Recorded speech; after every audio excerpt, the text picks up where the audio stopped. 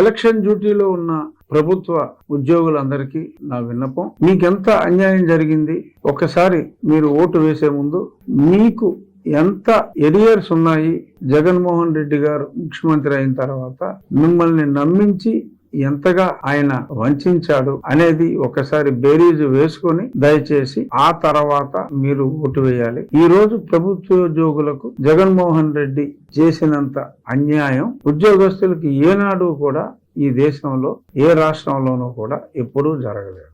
అంత అన్యాయం చేసిన వ్యక్తిని మీరు మీ ఓటింగ్ ఎన్నికల విధులకు వెళ్లే ముందే మీకు ఓటింగ్ హక్కు ఉంది కాబట్టి మీరు ఓట్ చేస్తారు కాబట్టి దయచేసి మీ హక్కుల్ని పరిరక్షించి మీ ఎరియర్స్ అన్ని కూడా సకాలంలో మీకు తీర్చగలిగే వ్యక్తి చంద్రబాబు నాయుడు గారు. సో కూటమికి ఆయన నాయకత్వం వహిస్తున్నారు. చంద్రబాబు నాయుడు గారు, పవన్ కళ్యాణ్ గారు, భారతీయ జనతా పార్టీ కలిసి ఏర్పాటు చేసిన కూటమి అభ్యర్థులకు ఈ ప్రభుత్వోద్యోగులందరూ కూడా ఓటు వేయాలని చెప్పి మనస్ఫూర్తిగా కోరుకుంటున్నాను. Thank you.